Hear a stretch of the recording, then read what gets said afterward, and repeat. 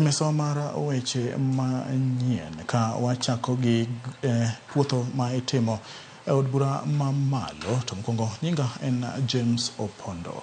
Jatend migao mogwel migao mar Pur Andrew Karanja osingo mar kedo gi achudhe migao no ahinya chwalo mbolea manego gi oyweyo mane okelo liet motelo higani kane ochwal ne jopur mbolea mabandia koloso mbele komiti od bura mapuodho jotend migepe mogwel otamore tudruok mora kinde koda mane en jatend migao mar pur Thika Linturi. And I saw many Kenyans, when you are nominated, purporting that you used to be the personal assistant to the former cabinet secretary, Thika Linturi. Were you, or have you said you have worked with cabinet secretaries? Were you Thika Linturi's personal assistant at any point? Or have you worked with him in the ministry? Two, you have definitely heard about the fertilizer subsidy program and the scandals that came out of it. I want to hear how you intend to handle the, what are called the cartels in Kilimo House, especially around the supply of fertilizer, how you intend to deal with that. Thank you. Being a PA, this one caught me off guard and surprising. For the record, Mr. Speaker, sir, and honorable members, I've never met the former Honorable Minister for Agriculture. I've never been a PA.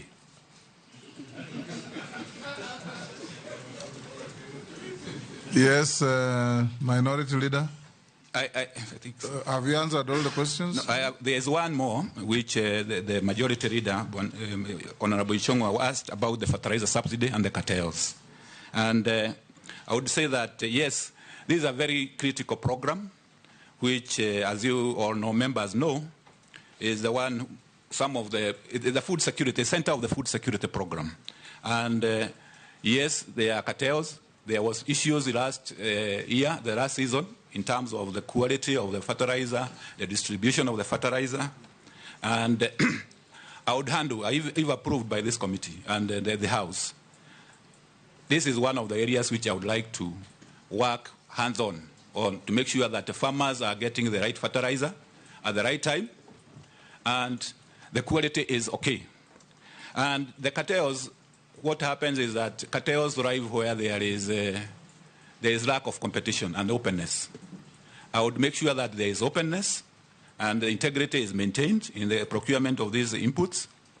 Two is the issue about making sure that I have a governance structure which you guide the way fertilizers are procured, the way they are distributed, by having a multi-agency system which can check on some of these cartels and make sure that any untold thing, especially on quality, like involving KEBs at the beginning, so that we are sure that the fertilizer we are procuring is also in good quality.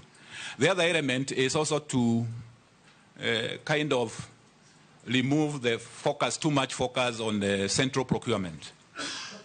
And this is what is being touted as you can go into what we call the voucher system, where the farmers can even go. Eventually, they can be able to procure the fertilizers from other agencies apart from NCPB.